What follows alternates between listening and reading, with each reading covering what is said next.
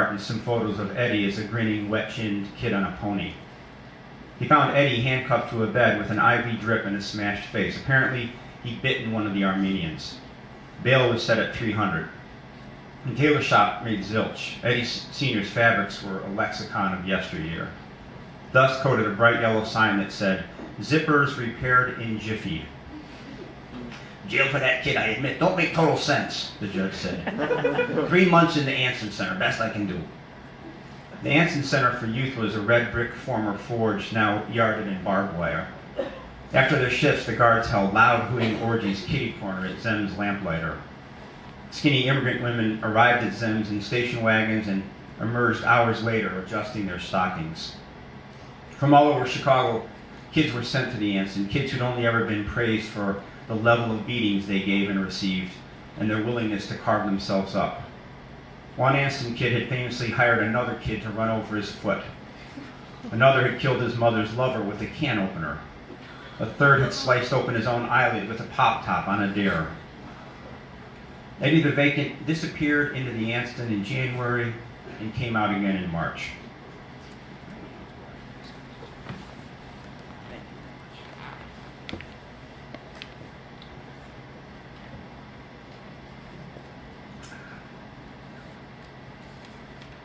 To welcome him home, Eddie Sr. had the neighborhood kids over. Eddie the Vacant looked so bad, even the Klutz brothers didn't joke about how bad he looked. His nose was off-center, and a scald mark ran from ear to chin. When he got too close, his hand shot up. When the cake was served, he dropped his plate, shouting, "Leave a guy alone!"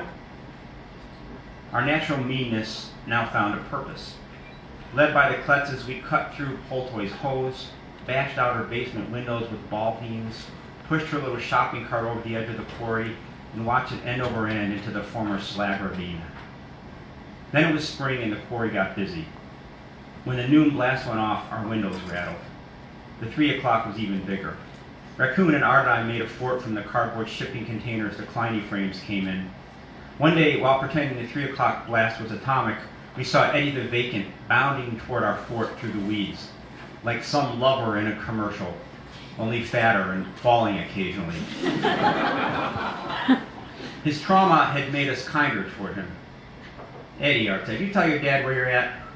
"No big problem," Eddie said. "I was going to leave my dad a note." "But did you?" said Art. "I'll leave my note when I get back. I'm going to come in with you now."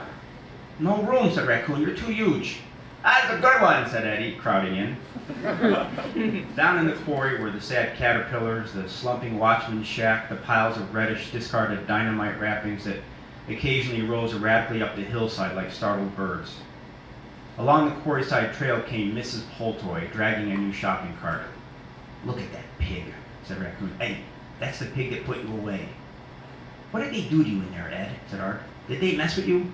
"No, they didn't," said Eddie. "I just said to them, leave a guy alone." I mean, sometimes they did, okay? Sometimes that one guy said, "Hey, Eddie, pull your thing. We gotta watch you." Okay, said Art. At dusk, the three of us would go to Mrs. H's porch. She'd bring out cookies and urge forgiveness. It wasn't Poltoy's fault. Her heart was small, she told us. She, Mrs. H, had seen a great number of things, and seeing so many things had enlarged her heart. Once she had seen Goring. Once she had seen Einstein. Once during the war, she'd seen a whole city block, formerly thick with furriers, bombed black overnight. In the morning, charred bodies had crawled along the street, begging for mercy. One such body had grabbed her by the ankle, and she recognized it as Bergen, a friend of her father's. "What did you do?" said Raccoon. "Not important now," said Mrs. H, gulping back tears, looking off into the quarry. Then, disaster. Dad got a check for shoulder pads for all 6 district football teams, and trying to work things out with Mom, decided to take her on a cruise to Jamaica. Nobody in our neighborhood had ever been on a cruise. And nobody had even been to Wisconsin. The disaster was, I was staying with Poltoy. Ours was a liquor household where you could ask a question over and over in utter sincerity and never get a straight answer. I asked and asked, "Why her?" and was told, "It will be an adventure." I asked, "Why not Grammy?" I was told, "Grammy don't feel well." I asked, "Why not Hoppenlitsky?" Dad did this like snort. Like that's going to happen, said Mom. Why not? Why not? I kept asking. Because shut up, they kept answering. Just after Easter, over I went with my little green suitcase. I was a night panicker and occasional bedwetter. I'd wake drenched and panting. Had they told her? I doubted it. Then I knew they hadn't from the look on her face the first night when I peed myself and woke up screaming. What's this? She said. Pee, I said. Humiliated beyond any ability to lie. Ah, well, she said, who don't? This also used to be me. Pee. I used to dream of a fish who cursed me. She changed the sheets gently with no petulance, a new one on me. Often Ma, still half asleep, popped me with the wet sheet, saying when at last I had a wife, she herself could finally get some freaking sleep. Then the bed was ready and Poltoy made a sweeping gesture like, please. I got in. She stayed standing there. You know, she said, I know they say things about me, what I done to that boy, but I had a bad time in the past with a big stupid boy. You don't gotta know. But I did, like I did that day for a good reason. I was scared at him due to something that happened for real to me. She stood in the half light looking down at her feet. Do you get? She said. Do you? Can you get it, what I'm saying? I think so, I said. Tell to him, she said. Tell to him, sorry, explain about it. Tell your friends also, if you please. You have a good brain, this is why I'm saying to you. Something in me rose to this. I'd never heard it before, but I believed it. I had a good brain. I could be trusted to effect a change. Next day was Saturday. She made soup. We played a game using 3 slivers of soap. We made placemats out of colored strips of paper, and she let me teach her my spelling words. Around noon, the doorbell rang. At the door stood Mrs. H. Everything okay? She said, poking her head in. Yes, fine, said Polto. I did not eat him yet. No, is everything really fine? Mrs. H said to me. You can say. It's fine, I said. You can say, she said fiercely. Then she gave Poltoy a look that seemed to say, hurt him and you'll deal with me. You silly woman, said Poltoy. You're going now. Mrs. H went. We resumed our spelling. It was tense in a quiet house way. Things ticked. When Poltoy missed a word, she pinched her own hand, but not hard. It was like symbolic pinching. Once when she pinched, she looked at me looking at her, and we laughed. Then we were quiet again.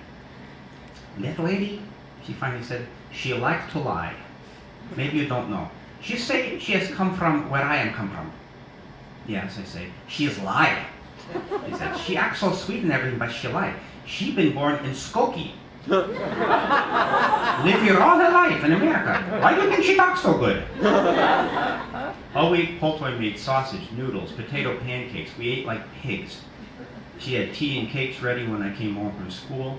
At night, if there, she'd drive me off, move me to her bed, change the sheets, put me back with never an unkind word. We'll pass, she hummed.